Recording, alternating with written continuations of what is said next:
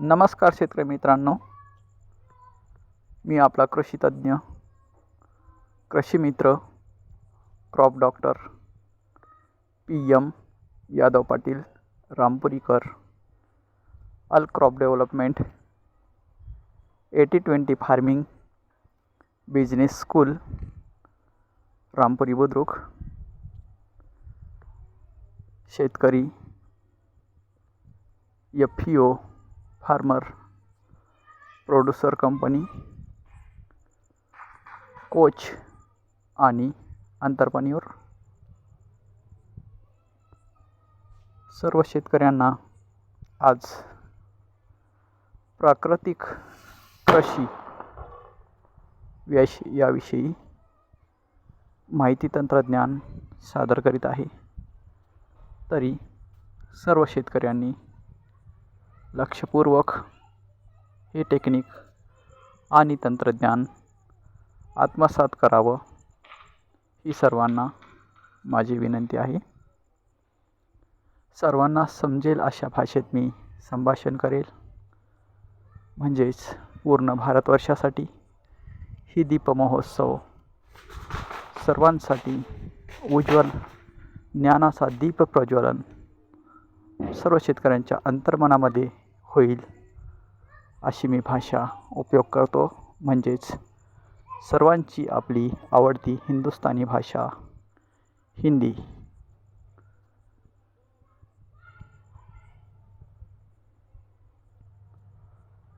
तर शेतकरी मित्रांनो, हम आज प्राकृतिक शोध आधुनिक शोध कृषि प्रशिक्षण संस्था रामपुरी अंतर्गत प्राकृतिक कृषि टेक्निक पूरे भारतवर्ष को इसका तंत्रज्ञान देने जा रहे। ध्यान लगाकर सुनिएगा मित्रों। जो भी हमारे आसपास है, जो भी आपको दिखता है, यह सब ऊर्जा है। इसमें सबसे ज़्यादा शक्ति, एनर्जी, पावर, मराठी में बोलेंगे तो नवदुर्गा, ये सब नाम आगे आते हैं। इसका प्राचीन विज्ञान में यानी हमारे कृषि शास्त्र, कृषि कयाती, कृषि आयुर्वेद, वेद पुराण, परशुराम सरिता, इस पुस्तक में इसका उल्लेख बहुत से किया है। तो इन नव ऊर्जा के बारे में हम आपको एक अच्छा सा प्राकृतिक संशोधन देने जा रहे हैं, एक कंसेप्ट देने जा रहे हैं। तो इसमें ये प्रकृति बनाने के लिए इस एनर्जी का, इस ऊर्जा का, इस नव ऊर्जा का, इस नव शक्ति का, इस नव पावर का बहुत बड़ा हाथ है। तो ये कौन सी शक्ति है, कौन सी पावर है? इस पावर ने इस प्रकृति को बनाया है। तो ये पावर है,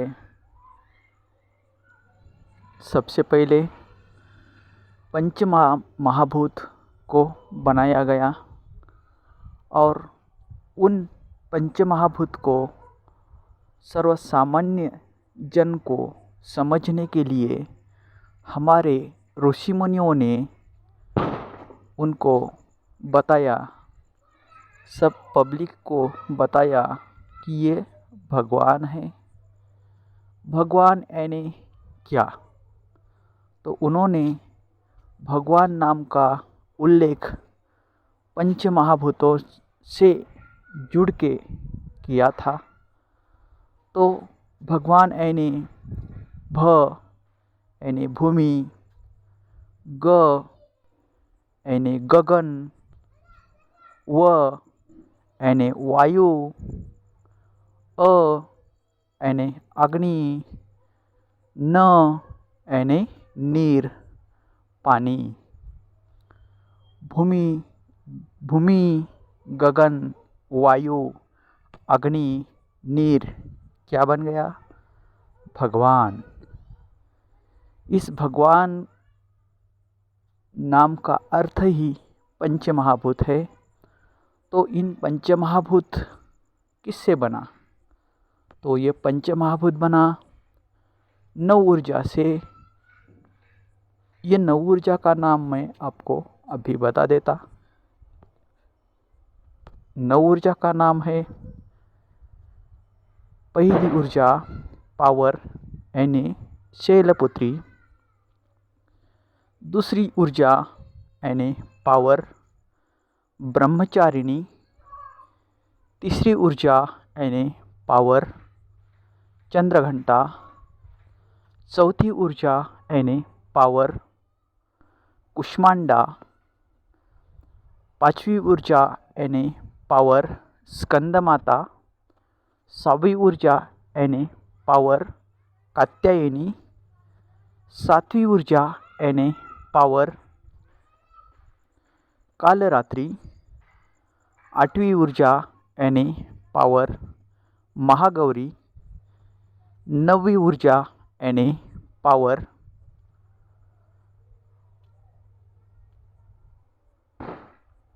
सिद्धिदात्री। ये नव पावर यानी नव दुर्गा कोई कहता है, कोई कहता है नव शक्ति, कोई कहता है प्रकृति की ऊर्जा। तो इन नव शक्तियों ने मिलकर बनाई है ये प्रकृति। तो प्रकृति में पहला तत्व आया शैलपुत्री से। शैलपुत्री से अनु और रेणु, ये दो कण बने। तो ये दो कण का शोध पहले 2012 ने हिंस भूषण नामक की एक संस्था या शास्त्रज्ञ थे, हिंस भूषण नाम के शास्त्रज्ञ थे, और सर्च नेम नाम की संस्था थी। उस संस्था ने 2012 को दो प्रोटॉन को टकरा के एक अणु की शोध किया और उसका नाम रखा हिंस भूषण कण। हिंस भूषण कण यानी हिंस नामक शास्त्रज्ञ और सर्च नामक एक संस्था सरनेम की उन्होंने शोध किया 2012 को, 1900 कुछ तो है, ईस्वी सन 1900 कुछ तो किया है। तो फिर इन्होंने जो शोध किया उसका नाम रखा था शैलपुत्री। उस दो कण मिलने से इस पृथ्वी में ये प्रकृति का पहला तत्व आया। उसके बाद दूसरा तत्व की शोध तो उन्होंने नहीं किया, लेकिन कह रहा है कि कोई कण और एक है प्रोटॉन का, तो उस कण का नाम है ब्रह्मचारिणी। तो ये कण बहुत शक्तिशाली है। उन्होंने बल दिया यानी बांधने की शक्ति दी, गुरुत्वाकर्षण बल दिया कि एक दूसरे से पत्थर की बेटी जो शैलपुत्री को कहा है उस शैलपुत्री को बांध दिया।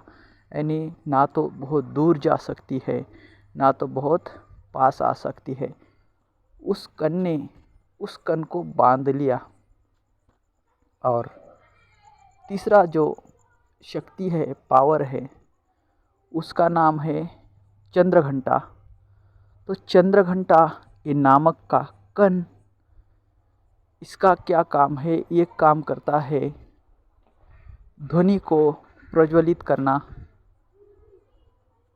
यानी हमारे आज फ़ोन में जो घंटी बजती है वो चंद्रघंटा के कारण बजती है। तो उनका शोध किया है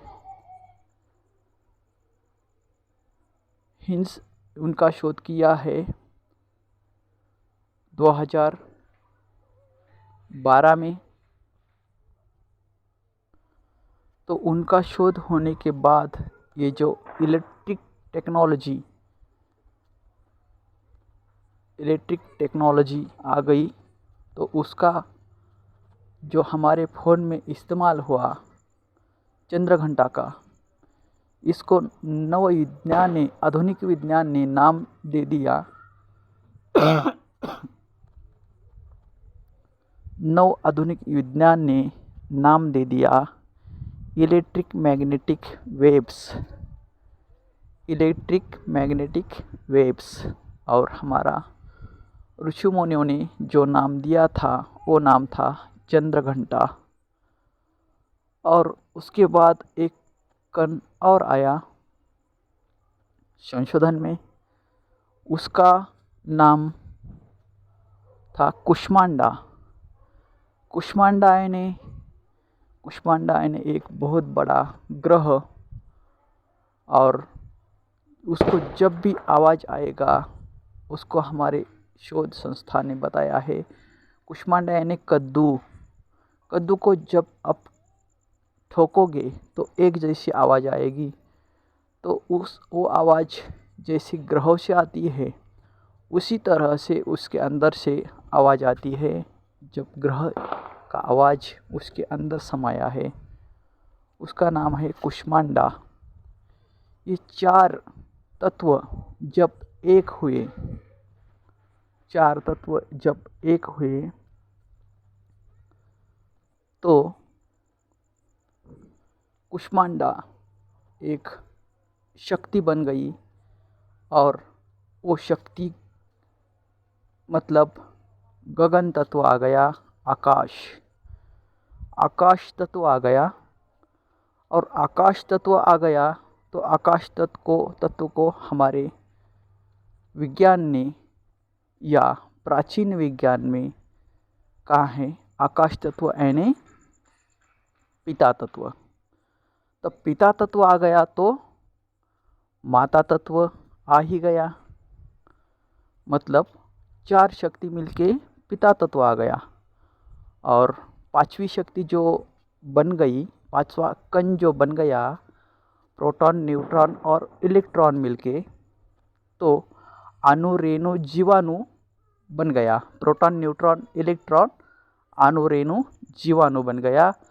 तो उस शक्ति को, 4 शक्ति को बांध लिया तो पिता तत्व आ गया।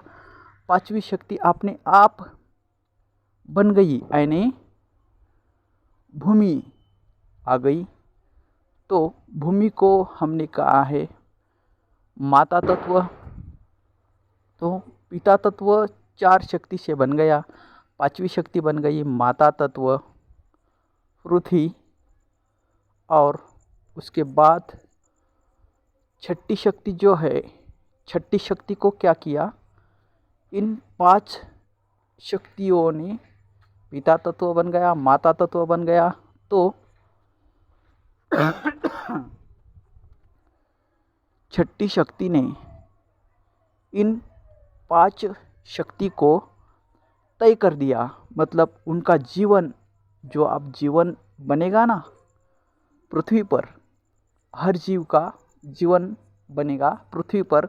अणु, रेणु, जीवाणु, प्रोटॉन, न्यूट्रॉन, इलेक्ट्रॉन से जब जीवन बनेगा, तो उस जीवन को ये 6ठी शक्ति ने काट दिया, मतलब काटने का काम किया उस 6ठी शक्ति यानी पावर ने।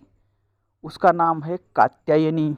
उस कात्यायनी नामक शक्ति ने इस 5 शक्ति को, 6 शक्ति को काटने का काम किया। यानी आपने कभी कोई रस्सी गूंथने का काम देखा है, कोई गोंडा गूंथने का काम देखा है। तो जो कातता है, सूत समझो या कोई रस्सी समझो या कोई डिज़ाइन समझो, जो कातता है मतलब उसको पता रहता है किस कोने में कौन सी रस्सी या कौन सी धागा फिट होगा, उसको पता है। तो इसका मतलब है कात्यायनी को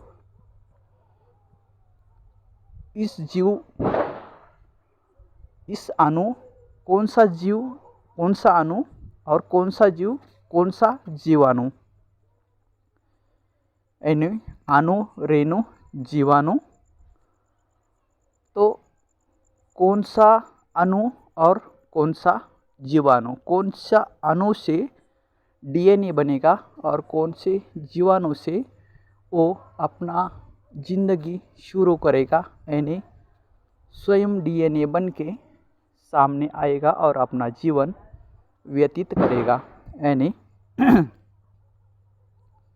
फिर सातवीं ऊर्जा जो है, उन्होंने जीवन व्यापन का एक सूत्र बनाया और तय कर दिया कि कौन सा जीव और कौन सा जीवाणु, यानी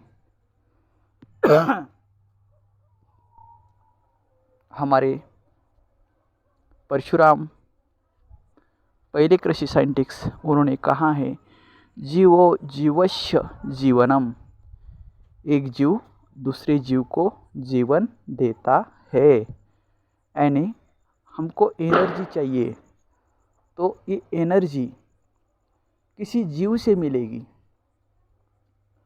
कोई एनर्जी कोई जीव को देगा तो वो अपना जीवन व्यापन करेगा। यानी न्यूट्रिशन अगर हमें चाहिए, प्रोटीन अगर हमें चाहिए, विटामिन्स अगर हमें चाहिए, कार्बोहाइड्रेट हमको चाहिए, तो किसी जीव के माध्यम से लेना पड़ेगा, डायरेक्ट आप नहीं ले सकते। तो जीवो जीवस्य जीवनम, एक जीव दूसरे जीव के ऊपर आधारित है। मतलब आपको अगर एनर्जी लेनी है तो किसी जीव के माध्यम से ही लेनी पड़ेगी। तो इसका आधुनिक तंत्रज्ञान ने बैक्टीरिया नाम रखा। और बैक्टीरिया आगे मैं बताऊंगा बैक्टीरिया कौन कौन से है, कौन कौन से न्यूट्रिशन है जो हम अपने उपयोग में लाते हैं और पौधों और किसी जीव को देते हैं, वो क्या कार्य करते हैं, आगे आऊँगा मैं क्रमशः। तो अब 7 ऊर्जा तक आ गए हम। 7वीं ऊर्जा है कालरात्रि। कालरात्रि यानी ब्लैक मैटर। ब्लैक मैटर है इस प्रकृति में 96% और 4% है सफ़ेद मैटर। तो ब्लैक मैटर बहुत बड़ी ऊर्जा है। तो इस ब्लैक मैटर में अपने वाइट मैटर को, इस प्रकृति को जीवन व्यापन करने की उन्होंने एक ताकत दी, शक्ति दी, पावर दी, एनर्जी दी। इस पावर को उन्होंने स्थापित कर दिया, मतलब तय कर दिया कौन सा जीव किस जीव को कितना पावर देगा और कौन सा जीवाणु कौन से बैक्टीरिया में स्थापित होगा, यह तय कर दिया। तो फिर नवी ऊर्जा आ गई सिद्धिदात्री। सिद्धिदात्री नव ऊर्जा यानी हमें किसी चीज़ से कुछ चाहिए तो उसे सिद्धिदात्री कहा जाता है। तो हमें किसी जीव से पावर चाहिए, एनर्जी चाहिए, तो हमें किसी जीव को बनाना पड़ेगा। किसी जीव अपना जीवन व्यापन तभी करता है जब उसको एनर्जी चाहिए, तो किसी जीव के माध्यम से लेनी पड़ेगी। तो उन्होंने तय कर दिया। तो उसमें आ गया पूरे 8 तत्व शामिल है। उसमें है पंचमहाभूत यानी भूमि, गगन, वायु, अग्नि, नीर, मन, बुद्धि, अहंकार। मन, बुद्धि, अहंकार यानी खुद का डीएनए।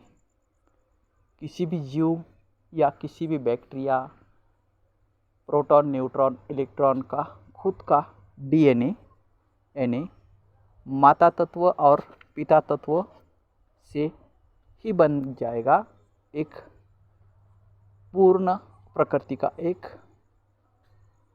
नया तत्व। तो पंचतत्व से और ये 3 तत्व मतलब 8 तत्व हो गए। तो इन 8 तत्व से पूरी प्रकृति बन गई। फिर इस पूरी प्रकृति को चलाने के लिए 2 वायु की बहुत बड़ी आवश्यकता आ गई। तो एक का नाम है पावर यानी एनर्जी यानी हाइड्रोजन, और दूसरी CO कार्बन डाइऑक्साइड, और तीसरी O2 यानी ऑक्सीजन।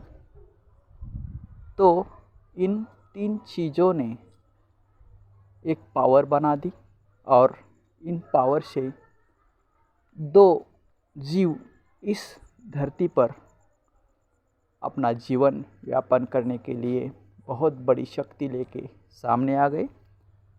तो एक का नाम है चल और एक का नाम है अचल।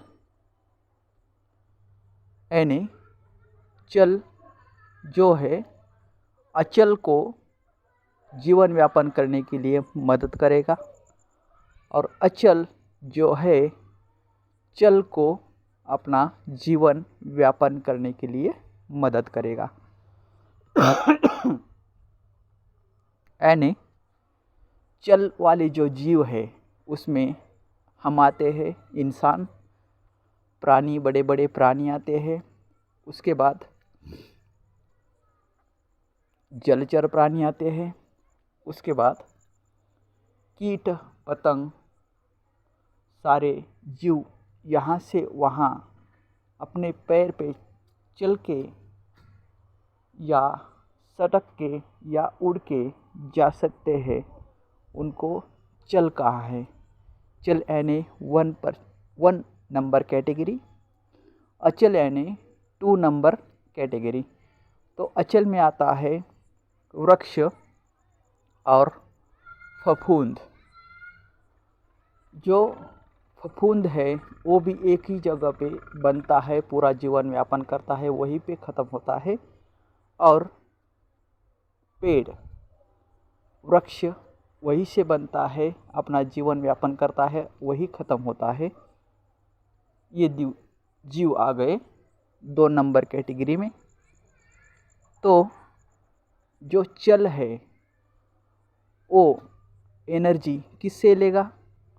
वो एनर्जी लेगा अचल से। यानी चल को जीवन यापन करने के लिए सबसे बड़ी एनर्जी चाहिए, तो वो क्या चाहिए? ऑक्सीजन चाहिए। तो ऑक्सीजन अचल प्राणी से, अचल जीव से मिलेगी। यानी जो अचल पेड़ है, एक जगह पे स्थिर है, जिसे हम वनस्पति, पौधा, झाड़ जो भी नाम देंगे, तो ये अचल है, एक जगह पे है, उससे मिलता है ऑक्सीजन।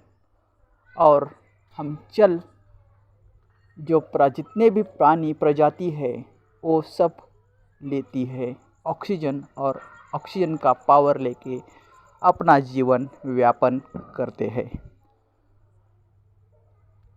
तो हम चल प्राणी, अचल प्राणी को उसका जीवन यापन करने के लिए जो कार्बन डाइऑक्साइड चाहिए, तो हम अचल प्राणी को कार्बन डाइऑक्साइड देते हैं, हम ऑक्सीजन लेते हैं, पेड़ पौधे से, और कार्बन डाइऑक्साइड ऑक्साइड उनका प्राणवायु है, तो उनको प्रदान करते हैं कार्बन डाइऑक्साइड। हमारा प्राणवायु है ऑक्सीजन, पेड़ पौधे का प्राणवायु है कार्बन डाइऑक्साइड। तो हम चल और अचल एक दूसरे से लिंक है। इंसान और पेड़ एक दूसरे से लिंक है। उसके बाद हमें एनर्जी चाहिए, खाना चाहिए, तो पेड़ जब निकलता है तो एनर्जी लेके निकलता है। अपना जीवन व्यापन करते करते और जब मैच्योरिटी पे आता है तो फल देता है। फल अगर पूरा कंप्लीट न्यूट्रिशन से भरा हुआ परिपक्व होके नीचे गिरेगा तो वो फल उस पेड़ के कोई काम का नहीं है। तो वो फल हम ले सकते हैं क्योंकि ये एनर्जी से परिपूर्ण है, इसलिए वो फल हम लेके खाएंगे तो उससे जो एनर्जी मिलेगी उस एनर्जी से हम जीवन व्यापन करेंगे।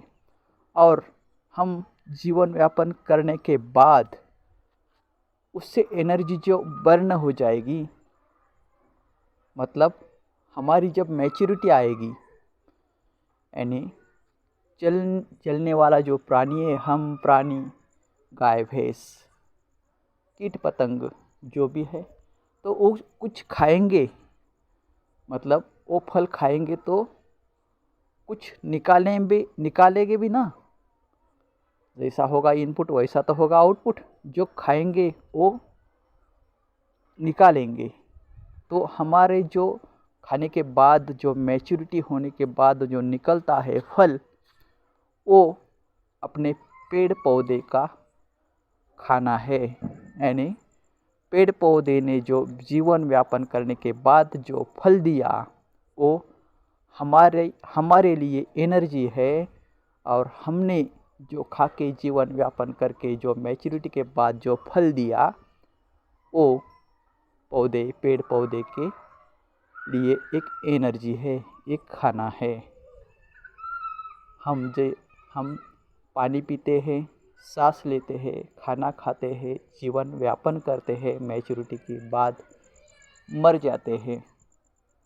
वैसे ही हम पेड़ पौधे के लिए एनर्जी है।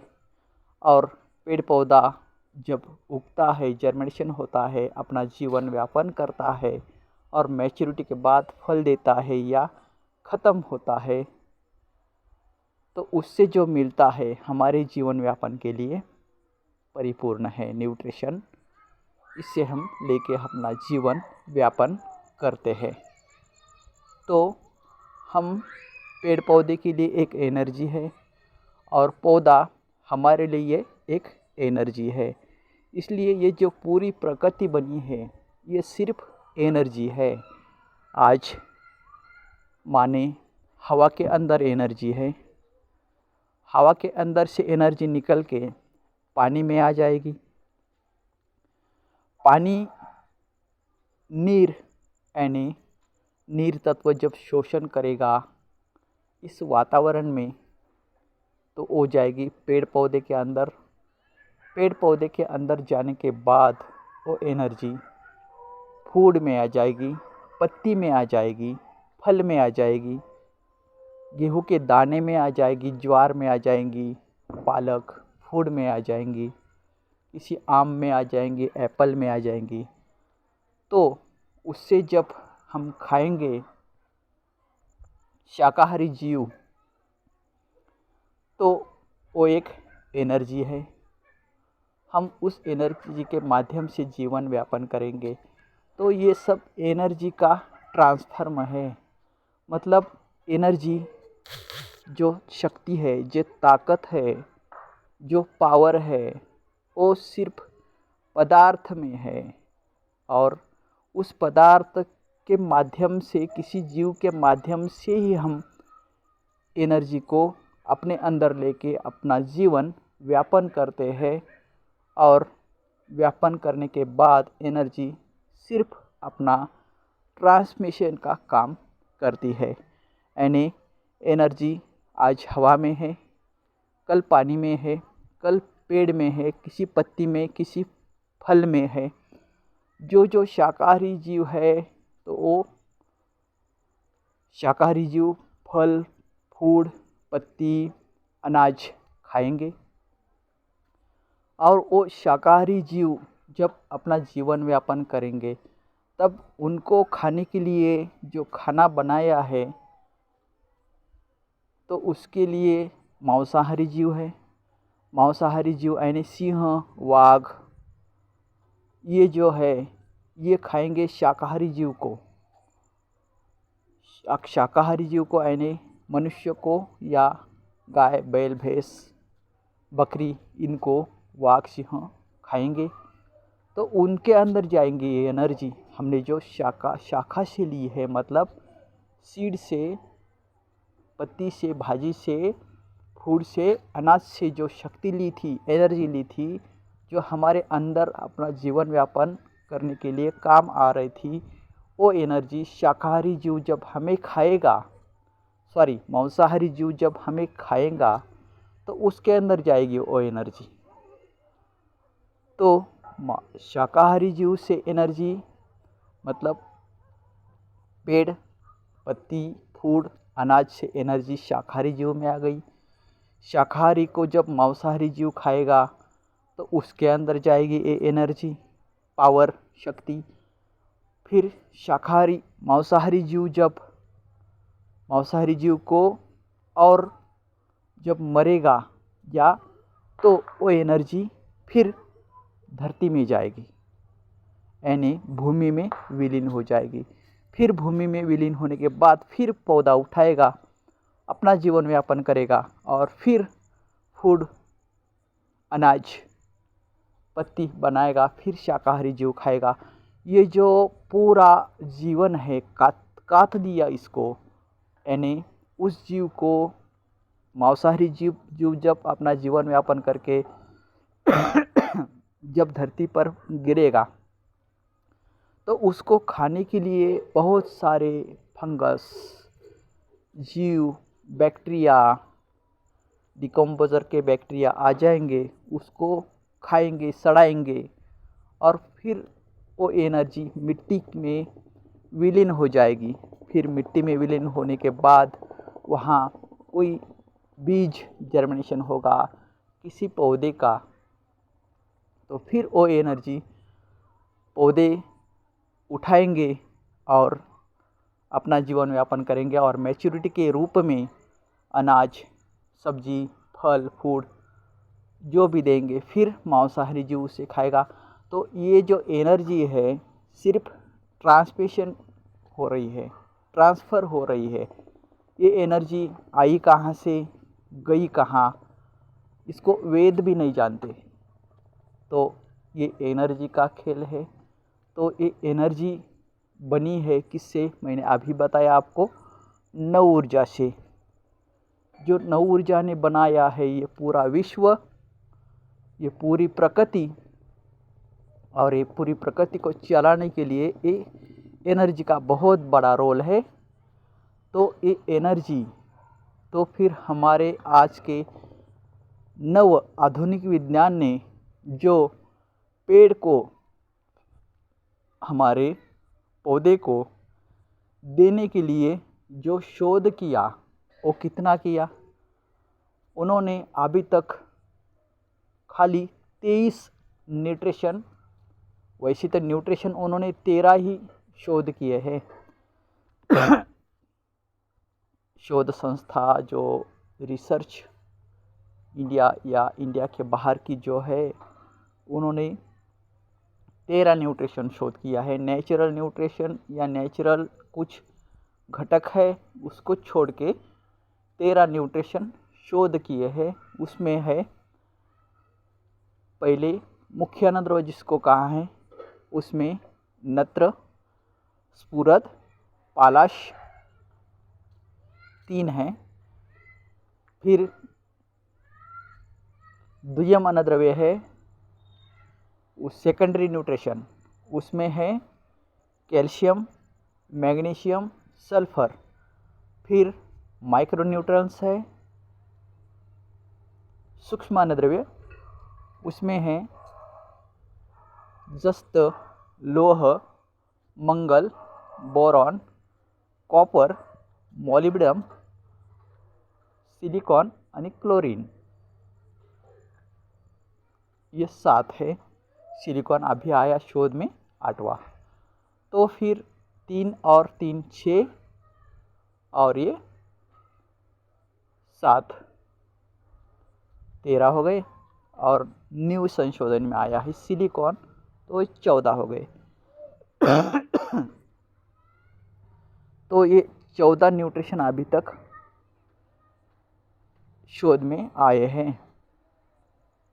तो फिर ये 14 न्यूट्रिशन पर्याप्त है क्या पेड़ के लिए पूरे जीवन व्यापन करने के लिए, या बहुत ज़्यादा कृषि उत्पादन को बढ़ाने के लिए?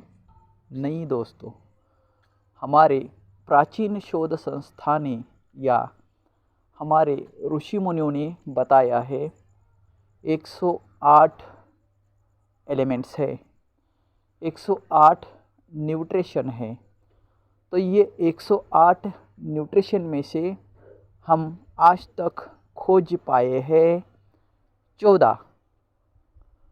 तो फिर 86 कहाँ है? सॉरी, 86 भी नहीं, उससे कम वो कहाँ है पता नहीं, शोध में नहीं आए अब तक। तो फिर नहीं है क्या है? तो फिर केमिकल, फर्टिलाइज़र और पेस्टिसाइड, ये 14 न्यूट्रिशन पे जो काम करते हैं, तो इन 14 न्यूट्रिशन से पौधा या कोई पेड़ या कोई अनाज या फिर कोई फूड परिपूर्ण जीवन व्यापन कैसे करेगा? ये प्रश्न चिन्ह है दोस्तों। तो इस प्रश्न चिन्ह को दूर करने के लिए बहुत सारी प्राचीन आधुनिक शोध संस्था रिसर्च कर रही है, और जो जो रिसर्च में आया उसको प्रशिक्षण के माध्यम से आगे भेज रही है। जैसे हम काम कर रहे हैं किसानों के बीच और फार्मर प्रोड्यूसर कंपनी के बीच, या मार्केट में जो फर्टिलाइज़र, पेस्टिसाइड, केमिकल कंपनियां हैं उनके बीच, हम जैसे बहुत से संस्था, शोध संस्था काम कर रहे हैं आगे शोध लेने के लिए। तो ये जो 14 न्यूट्रिशन अब तक खोजे गए हैं वो पर्याप्त नहीं है, क्योंकि अगर किसी रेत में, समझो किसी रेत में हम ये 14 न्यूट्रिशन डाले, किसी रेत में रेती लिए, रेती एक कुंडी में डाले, कुंडी में ये 14 न्यूट्रिशन मिलाए और उस पे पौधा लगाए, और वो पौधा हम हर रोज़ देखते रहे, क्या जर्मिनेशन हो जाएगा? नहीं होगा। ना तो जर्मिनेशन होगा, ना तो पौधा उगेगा, ना तो स्पीड लेगा, ना तो वेजिटेरियन ग्रोथ होगी, ना तो रूट निकलेगी, ना तो फूल आएगा, ना फल आएगा। तो फिर ये 14 न्यूट्रिशन क्या काम करते हैं? ऐसे बहुत से प्रश्न हैं जो अनगिनत हैं, यानी शोध जिसका हुआ है वो पर्याप्त नहीं है, यही सिद्ध होता है। तो मेरे दोस्तों, ये जो अब तक शोध किए हैं वो है, नहीं है ऐसा नहीं है, लेकिन दूसरे नहीं है, ऐसा हम कदापि बोल नहीं सकते। आया समझ में? 14 न्यूट्रिशन जो शोध में आए हैं वो है, लेकिन उनके सिवा दूसरे कुछ नहीं है, ऐसा कोई साइंटिस्ट आज तक नहीं बोल सकता, क्योंकि वो 14 न्यूट्रिशन पर्याप्त नहीं है। यही सिद्ध होता है। तो फिर आगे क्या करें? तो आगे शोध करें, और शोध करने के बाद जो रिजल्ट निकल के आएगा उसके ऊपर रिसर्च चलेगा, और उस पे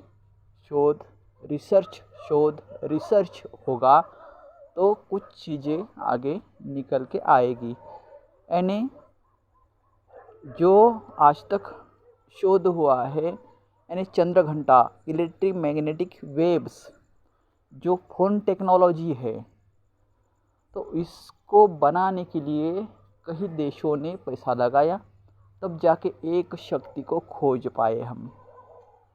और हिंसभूषण कण जो पहले शक्ति में है, शैलपुत्री में, और जो चंद्र घंटा है वो तीसरी शक्ति इलेक्ट्रिक मैग्नेटिक वेव्स, तो उनका शोध हुआ। और पहले कण जो हिंसभूषण सर्च नामक की जो एक संस्था है, उन्होंने जो शोध किया, तो 68 देशों ने पैसा लगाया, तब जाके उस एक कण को, दो प्रोटॉन को आपस में टकरा के उस परमाणु को शोध कर पाए। तो फिर ये नव शक्ति का शोध करना किसी हस्ती में नहीं है, तो फिर क्या करें? तो फिर यही कर सकते हैं। हमारे पास एक चीज़ है, कौन सी है? जो वेद पुराण में उसका उल्लेख है, ब्रह्म पुराण में उसका उल्लेख है, उस जीव का भी उल्लेख है, उसको मैं बताता। जो ऑक्सीजन के अनुपस्थिति में काम करता है। कौन काम करता है? माइकोराजा। तो माइकोराजा एक फफूंद है, वो काम करता है कि जब पेड़ अपना खड़ा है और 4 साल भी बारिश ना हो, तो वो पेड़ सूखेगा क्या? नहीं सूखेगा। तो फिर उसको कौन पानी देगा? 4-5 साल में कौन पानी देगा? तो उसको पानी देने के लिए एक जीव पैदा किया, उसका नाम है, एक फफूंद, उसका नाम है माइकोराजा। तो उसको पैदा किया लाखों साल पहले। वो जीव क्या करता है? ऑक्सीजन के अनुपस्थिति में कार्य करता है, यानी ऑक्सीजन में वो आ जाएगा तो मर जाएगा। तो वो जीव उस पेड़ को 10 साल में भी बारिश ना हो, पेड़ नहीं सूखेगा बड़ा, तो उसको कौन जिंदा रखेगा? कौन पानी देगा उसको पानी देगा माइकोराजा। तो माइकोराजा 100 फुट नीचे जाके मुंह में पानी भर के लाता है और उस पेड़ के जड़ में छोड़ देता है। इतना बड़ा काम करता है। 50 फुट के नीचे अथाह महासागर है पानी का, हमने छेद कर करके निकाल दिया, इसलिए वो और नीचे गहराई में गया। लेकिन वो फफूंद इतना अच्छा काम करता है, मुंह में पानी भर भर के लाता है और पेड़ के जड़ में छोड़ देता है। और उसका भाई है एक्टोमाइकोराजा। तो एक्टोमाइकोराजा क्या करता है? जड़ में पानी जो ला के दिया है उसके भाई ने, वो पानी पत्तियों तक लेके जाता है, फूल तक लेके जाता है, फल तक लेके जाता है। तो ये एनर्जी काम किया। और इस जीव का उल्लेख है ब्रह्म पुराण में, तो ये बात शोध में आई है। तो फिर जो किसी हस्ती में नहीं है, मैं यहाँ था, किसी हस्ती में नहीं है कि ये नव ऊर्जा का शोध करना, तो फिर हमारे पास जो न्यूट्रिशन है वो पर्याप्त नहीं है, तो फिर क्या करें? इसका जवाब है आठवीं ऊर्जा। इसका जवाब है आठवीं ऊर्जा, महागौरी। महागौरी को क्या कहा है? महागौरी को कहा है गाय। गाय अगर आपके पास है तो गाय का अगर एक गौमूत्र का बूंद भी है तो आप नव ऊर्जा प्रकट कर सकते हो, नव शक्तियाँ प्रकट कर सकते हो। और गाय का 1 ग्राम गोबर भी है तो भी आप नव शक्ति प्रकट कर सकते हो। और गाय का 1 बाल भी है तो भी आप नव ऊर्जा प्रकट कर सकते हो। इसका मतलब है एक ऊर्जा शोध करने के लिए या प्रकट करने के लिए 68 देशों ने पैसा लगाया, तब जाके शैलपुत्री का 1 कण शोध में आया। वो हमारे ब्रह्म पुराण में 8वीं ऊर्जा वो है जिससे हम पूरी प्रकृति बना सकते हैं, या पूरी प्रकृति में जो कमी है उसको हम पूरा कर सकते हैं उस गाय के माध्यम से। इसलिए हमारे शास्त्रों ने, हमारे वेद पुराण ने कहा है गाय के अंदर 33 कोटि देवता है, यानी 33 कोटि बैक्टीरिया है, 33 कोटि जीव है।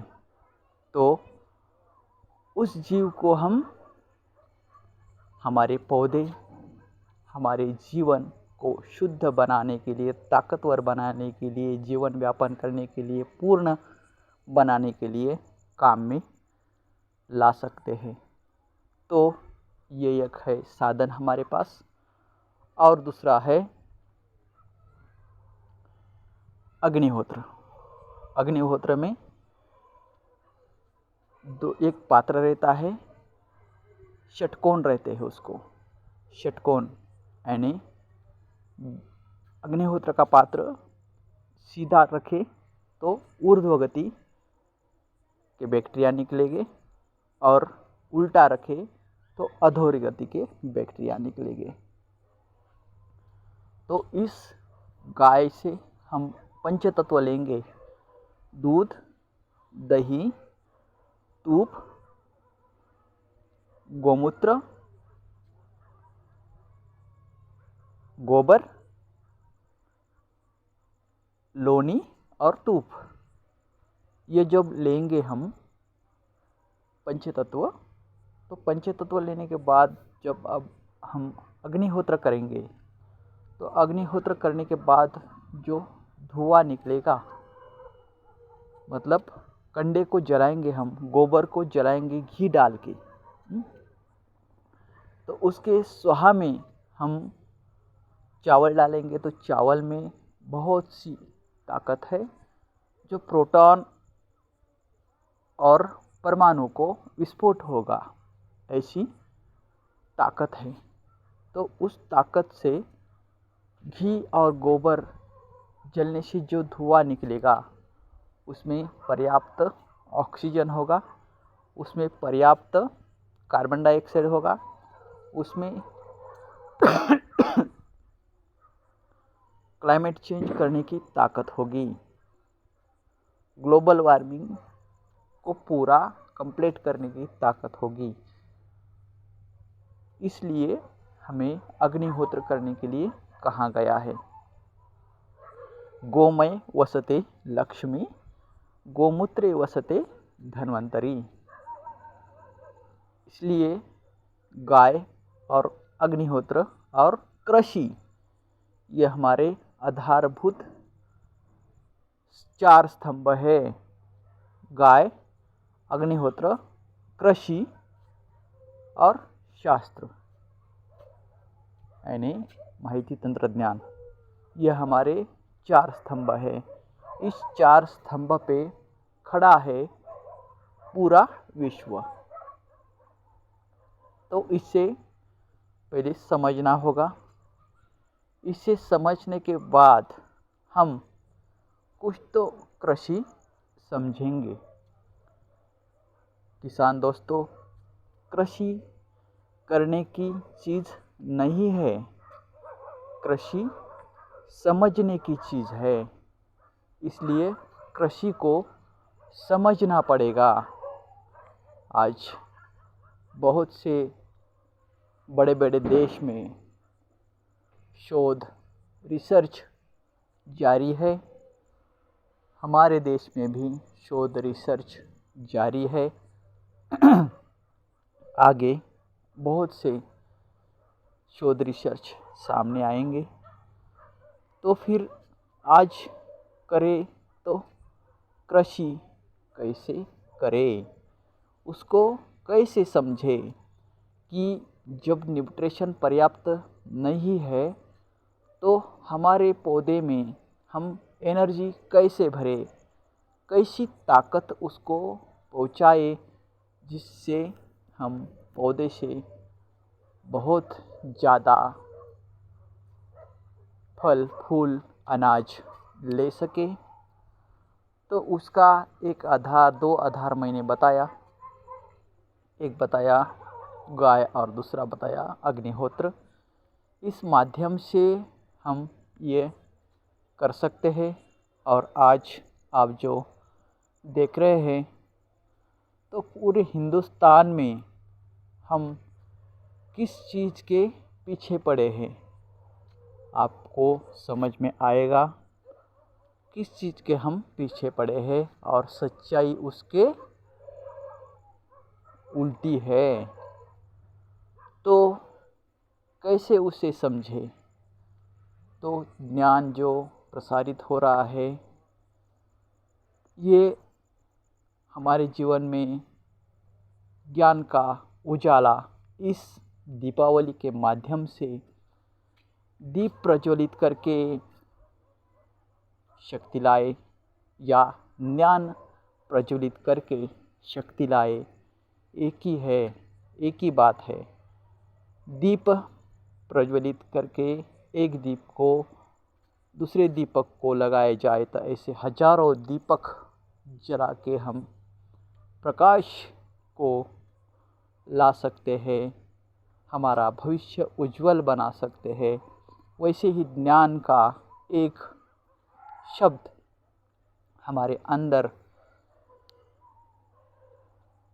गया तो उस शब्द के उच्चारण से बहुत से हमारे अज्ञान का नाश होगा और हमारा जीवन सुजलाम सुफलाम बन जाएगा। इसलिए दीपक जला के प्रकाश लाए या ज्ञान दे के प्रकाश लाए, एक ही बात है। तो फिर हम क्या कर सकते हैं उस पर ध्यान केंद्रित करें। तो हम क्या लेना चाहते हैं, क्या देना चाहते हैं, हमारे पास क्या है, हमें क्या लेना है, ये पहले निश्चित करें। हम आज पूरी दुनिया में देख रहे हैं क्या हो रहा है। आज हमारे इंडिया की स्थिति ऐसी है। आज पूरे रसायन, केमिकल, फर्टिलाइज़र पूरे खेत में ऐसी जगह नहीं है कि हम नेचुरल फूड अनाज खा के निरोगी निरामय जीवन व्यतीत करें। तो फिर जैसा होगा इनपुट वैसा तो होगा आउटपुट। हम जो जो खाएंगे, जो जो पहले ये तो समझो, जो जो हम खेत में डालेंगे रसायन विष जहर, वही हमारे पौधे में आएगा, वही हमारे सब्जी में आएगा, वही हमारे फूड में आएगा, वही हमारे अनाज में आएगा। वो जहर और वो जहर फिर हमारे बर्तन में आएगा, वो जहर फिर हमारे थाली में आएगा, वो जहर फिर हमारे पेट में जाएगा, वो जहर फिर हमारे पेट में जाके पूरे डीएनए को डिस्टर्ब करेगा, पूरे ब्लड को डिस्टर्ब करेगा, पूरी हमारी प्रकृति बिगड़ जाएगी, हमारा मानसिक संतुलन बिगड़ जाएगा। और ये मानसिक संतुलन बिगड़ जाने के बाद हम क्या करें? दवाखाने में जाने के बाद समझ में आता है कि काश हमने ये चीज़ न खाई होती तो फिर दोस्तों वो दिन बहुत दूर निकल गया। उसके बारे में अभी टाइम है हमारे पास तो सुधर जाए कि हम खेती को अच्छे से समझे, हमारी माँ को अच्छे से सुधरे, हमारी soil so of implement life, हमारी सॉइल, हमारी भूमि को माता कहाँ है, भारत माता कहाँ है, किसी देश में जर्मनी माता नहीं कहाँ, अमेरिका माता नहीं कहाँ, यूरोप माता नहीं कहाँ, हमारे देश को ही भारत माता कहाँ है। इसका मतलब क्या है? इसका मतलब है soil so of implement life, हजारों लाखों करोड़ों जीवों की माँ यानी सॉइल। तो इस सॉइल को बहुत नज़दीक से समझने की अब बारी आ गई है। तो नंबर पहला आपका है, यह बात याद रखना कि अगर आपने सॉइल पे ध्यान नहीं दिया, अगर आपने सॉइल पे ध्यान नहीं दिया, और मैं बिल्कुल ये बात नहीं कह रहा कि फर्टिलाइज़र नहीं डालना, मैं बिल्कुल ये बात नहीं कह रहा कि पेस्टिसाइड या फंगिसाइड नहीं डालना, मैं ये बात कर रहा हूँ कि कितना पर्याप्त है उसको समझो पहले। कि नत्र स्फुरत पालाश कैल्शियम मैग्नीशियम सल्फर जस्ता लोह मंगल बोरॉन मॉलिब्डेनम क्लोरीन, यह जो न्यूट्रिशन संशोधन में आए हैं 14 और हमारे पौधे को लगते 108। तो इन 14 को हम इतना कॉन्शियस करके और कितना चाहिए उसका प्रमाण बहुत ज़रूरी है। तो उसको हम पहले समझें कि मुख्य न्यूट्रिशन कितने देने हैं, द्वियम न्यूट्रिशन कितने देने हैं, माइक्रो न्यूट्रिशन कितने देने हैं कितने पौधे को। और हमारे उसके बाद आता है सॉइल में सॉइल टेस्टिंग का सब्जेक्ट। तो सॉइल टेस्टिंग में हम क्या समझें? सॉइल टेस्टिंग में कम से कम 6 टेस्ट बहुत ज़रूरी है। 6 टेस्ट में पहली टेस्ट है पीएच, प्रेजेंटली हाइड्रोजन, यानी हमारे सॉइल में, सॉइल के कण में पावर कितनी है, प्रेजेंटली हाइड्रोजन। हमारा ज़मीन का सामू, मिट्टी का सामू पीएच प्रेजेंटली हाइड्रोजन। हमारी ज़मीन की सुपीकता। तो दूसरी वो कितना चाहिए? वो चाहिए 6.5 से 7 या 7.10। आज कितना है जांच करें। उसके बाद है इसी इलेक्ट्रिक कंटिन्यूटी, मिट्टी के कण में बहने वाली विद्युत वाहकता, उसको बोलते हैं इलेक्ट्रिक कंटिन्यूटी। हमारे खेत में जो जीव है उसमें जो एनर्जी है, उसमें जो बैक्टीरिया है, क्या वो पर्याप्त है? उसकी टेस्ट है इसी। वो कितनी चाहिए? 90 से 1.1 इतनी चाहिए। हमारे खेत में कितनी है जांच करें। तीसरी टेस्ट है ओसी, ऑर्गेनिक कार्बन, सेंद्रीय कर्व। तो सेंद्रीय कर्व हमारे ज़मीन में कितना चाहिए? सेंद्रीय कर्ब हमारे ज़मीन में चाहिए कम से कम 90 पॉइंट या 1%, ज़्यादा से ज़्यादा 2%। हमारे ज़मीन में आज कितना है जांच करें। उसके बाद है चौथी टेस्ट नत्र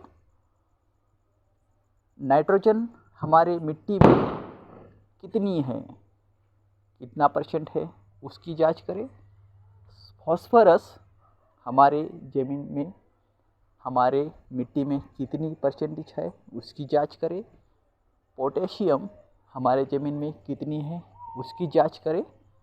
और उसके बाद आता है कंडीशन अप्लाई, यानी अगर मैंने जो ऊपर के 3 टेस्ट बताए उसमें आता है कंडीशन अप्लाई।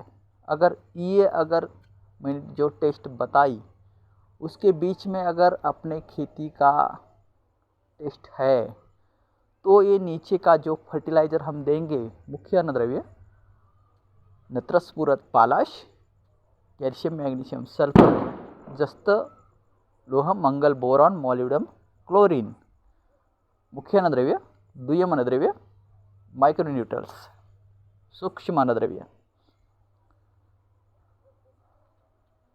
मुख्य अन्नद्रव्य, सेकेंडरी न्यूट्रिशन, माइक्रो न्यूट्रिशन, ये जो उसकी पर्याप्त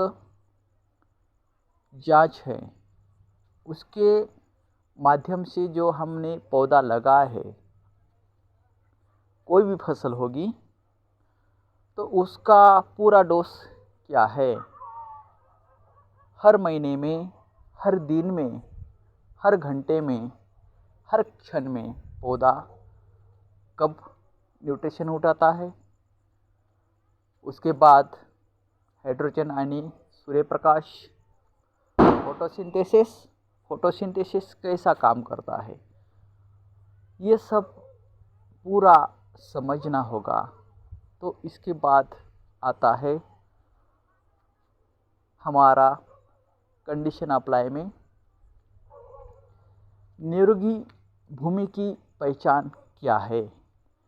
निरोगी भूमि की पहचान है ना तो सूखा होना चाहिए ना तो गीला होना चाहिए। ज़्यादा सूखा हो तो भी पौधा न्यूट्रिशन नहीं उठाएगा, ज़्यादा गीला हो तो भी पौधा न्यूट्रिशन नहीं उठाएगा। और उसके बाद है क्लाइमेट। तो क्लाइमेट पौधे में पर्याप्त सूर्य किरण, फोटोसिंथेसिस हो रहा है क्या, उसका ग्राफ आपने उतना रखा है क्या। ग्राफ अगर उतना पर्याप्त नहीं है तो पूरा पौधा आपको रिटर्न नहीं देगा। ये भी 2 नंबर की बात है। पहली बात सूखा और गीला आया समझ में, वाटर मैनेजमेंट। दूसरी बात क्लाइमेट, प्लांट जोन आया समझ में। तीसरी बात आती है न्यूट्रिशन मैनेजमेंट, इसमें है कंडीशन अप्लाई। तो न्यूट्रिशन मैनेजमेंट में नत्र 100 किलो में कितना है, नत्र है 100 किलो में 86% यानी 54% क्या है उसको पहले समझे, फिर 86 समझ में आएगा। तो 86 में जब हमने खेत में 86% डाला, यूरिया हमने 2 गोनी यानी 100 किलो डाला, तो 86% लगेगा। 54% क्या है, क्या मैटर है उसको भी समझे। और जो 86% है उसमें वो पेट्रोकेमिकल है। पेट्रोकेमिकल होने से वो डालते ही आधा उड़ जाएगा, मतलब बाकी रहेगा 23%। 100 किलो में से 23%। तो वो कब लगेगा, वो लगेगा तुरंत 48 घंटे में, मतलब एक दिन में लगना शुरू होगा, 2-3 दिन में उसकी पावर ख़त्म होगी। तो ये है उनकी प्रॉपर्टी नत्र की। दूसरा न्यूट्रिशन है फॉस्फोरस। फॉस्फोरस की प्रॉपर्टी है 100 किलो में 16%। तो फिर 84% क्या है, उस मैटर को समझे।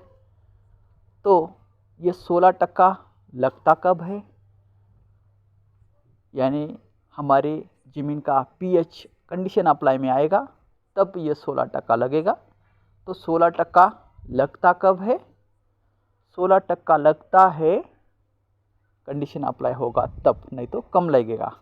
और कितने दिन में लगेगा, रिकवरी डे क्या है, उसका रिकवरी डे होता है, मतलब वो लगता कब है। जैसे यूरिया लगा 1 दिन के बाद 4 दिन में ख़त्म हो गया पावर, वैसे फॉस्फोरस लगता है कम से कम 28 दिन में। 28 दिन में लगना शुरू होगा, अगले 90 दिन तक लगेगा। कितना लगेगा, 100 किलो में से 16% लगेगा। 84% क्या है उसको समझना पड़ेगा। और 16% भी लगेगा तो 28 दिन से लगना शुरू होगा, अगले 90 दिन तक लगेगा। और जो कंडीशन अप्लाई में 16% कंडीशन अप्लाई होगा तो मतलब पीएच ज़मीन का, इलेक्ट्रिक कंटिन्यूटी और ऑर्गेनिक कार्बन, ये जो पहली टेस्ट है ना सॉइल टेस्ट में, 3 पहले टेस्ट, उस पर कंडीशन अप्लाई होगा तब। और तीसरा न्यूट्रिशन है, मुख्य न्यूट्रिशन पोटेशियम। पोटेशियम की प्रॉपर्टी क्या है, पोटेशियम की प्रॉपर्टी है 100 किलो में 100 किलो अगर पोटेश होगा, merit of potash, merit MOP, merit of potash 100% है, तो उसमें प्रॉपर्टी है 30 से 35%, मतलब 35% पकड़े तो 100 किलो में से 35% लगेगा, 65% फिक्सेशन में जाएगा। मतलब फॉस्फोरस जो है, फॉस्फोरस 16% लगेगा, 84% फिक्सेशन में जाएगा, मतलब 20% लगेगा और 80% फिक्सेशन में जाएगा। ये 35% लगेगा और 65% फिक्सेशन में जाएगा। तो फिर 35% लग रहा है, 65% क्या है उस मैटर को समझे। और वो भी लगेगा कब, रिकवरी डे, उसका रिकवरी डे भी उतना ही है फॉस्फोरस जैसा, 28 दिन में लगना शुरू होगा और अगले 90 दिन तक लगेगा। 28 दिन में लगना शुरू होगा, अगले 90 दिन तक लगेगा। फॉस्फोरस और पोटेश का सेम है, खाली फिक्सेशन जो हो रहा है या अपटेक जो हो रहा है उसका दर अलग अलग है। और जो है secondary nutrition, calcium, magnesium, sulphur, वो लिंक है फॉस्फोरस और पोटेश से। तो उससे ऐसे समझे कि हम सेकेंडरी न्यूट्रिशन कैसे दें और माइक्रोन्यूट्रियल कैसे दें। तो ऐसे समझे 100 किलो अगर आपको डालना है रासायनिक फर्टिलाइज़र, 100 किलो आपको एक फसल को डालना है, तो 65% डाले मुख्य अन्नद्रव्य, 25% डाले सेकेंडरी न्यूट्रिशन द्वितीय अन्नद्रव्य, और 15% डाले माइक्रोन्यूट्रिएंट्स सूक्ष्म अन्नद्रव्य। ऐसी परसेंटेज आप रखें अपने फसल में तो आपको अच्छा रिजल्ट देखने को मिलेगा। तो ये डोज पर्याप्त है या नहीं है, ये तो कंडीशन अप्लाई ही बता पाएगा। मतलब अपनी ज़मीन की अगर सॉइल टेस्टिंग होगी तो ही ये कितना लगेगा, रिकवरी डे क्या है, ये सब समझ में आएगा। तो प्लांट जब ग्रोइंग में आता है, जर्मिनेशन होता है तब डोज कितना डालें। जब ग्रोइंग में आता है, वेजिटेरियन ग्रोथ में कौन सा न्यूट्रिशन काम करता है। वेजिटेरियन ग्रोथ में नत्र ये न्यूट्रिशन काम करता है मुख्य द्रव्य में, सेकेंडरी न्यूट्रिएंट्स पूरे और माइक्रोन्यूट्रिएंट्स भी पूरे। और भरण पोषण में काम करता है फॉस्फोरस और पोटेशियम, सेकेंडरी न्यूट्रिशन और माइक्रोन्यूट्रिएंट्स। और मैच्योरिटी में काम करता है ज़्यादा फॉस्फोरस और पोटेश और सेकेंडरी न्यूट्रिशन माइक्रोन्यूट्रिशन। तो जर्मिनेशन, वेजिटेरियन ग्रोथ 4 स्टेज है। जर्मिनेशन, वेजिटेरियन ग्रोथ, भरण पोषण, उसके बाद भरण पोषण यानी परिपक्वता, उसके बाद मैच्योरिटी। ये 4 स्टेज है, यानी जर्मिनेशन, दूसरा है वेजिटेरियन ग्रोथ यानी सेटिंग यानी ट्रेलिंग, तीसरा है भरण पोषण फुगवण करणे, फळाची फुगवण करणे यानी भरण पोषण करणे, आणि उसके बाद है तीसरा परिपक्वता और चौथा है मैच्योरिटी। ये 4 स्टेज है। तो फिर ये 4 स्टेज में कौन सा न्यूट्रिशन कम करे या कौन सा न्यूट्रिशन बड़ा है, वो स्थिति प्लांट या अपनी ज़मीन देख के ही बता सकता है कोई साइंटिस्ट। ऐसा नहीं बता सकता। इसलिए मेरे दोस्तों, ये वीडियो आपको कैसा लगा, इस वीडियो से आप क्या सीखे, क्या ना सीखे, क्या समझ में आया, क्या समझ में नहीं आया, और फर्टिलाइज़र, पेस्टिसाइड, फफूंदीनाशक, फर्टिलाइज़र आप ये पहला सेक्शन लिया हमने, सॉइल सेक्शन भी लिया, प्रकृति का ऊर्जा विज्ञान भी लिया, और फर्टिलाइज़र, प्राकृतिक ऊर्जा विज्ञान और सॉइल टेस्टिंग, ये 3 कंसेप्ट इस वीडियो में क्लियर किए। उसके बारे में आपको अगर कुछ पूछना है तो हमारा नंबर नीचे दिया गया है, वो लेके आप प्रश्न उत्तर में आए और हमसे जवाब पाए। ये वीडियो आप अच्छी तरह से 2-4 बार देख के समझे, सीखे, उसके बाद आपकी खेती बहुत, आपकी ज़िंदगी और आपका परिवार बहुत खुशियों से खिल पाएगा। तो खेती करने की चीज़ नहीं है, खेती समझने की चीज़ है। इस वीडियो के माध्यम से आपको समझ में आएगा। तो दोस्तों, अगला कंसेप्ट हम लेंगे फर्टिलाइज़र, पेस्टिसाइड और फफूंदीनाशक। तो अगला वीडियो जब आएगा तब आप उसको अच्छी तरह से समझें। पहले इस वीडियो का पूरा आगे पीछे 2-4 बार देख के पूरा समझ ले। उसके बाद आप पूरी खेती सीखना और सिखाना, इस कड़ी में हम आगे लगातार करते रहेंगे। तो मित्रों, आज के लिए इतना ही बस। जय हिंद, जय महाराष्ट्र, धन्यवाद।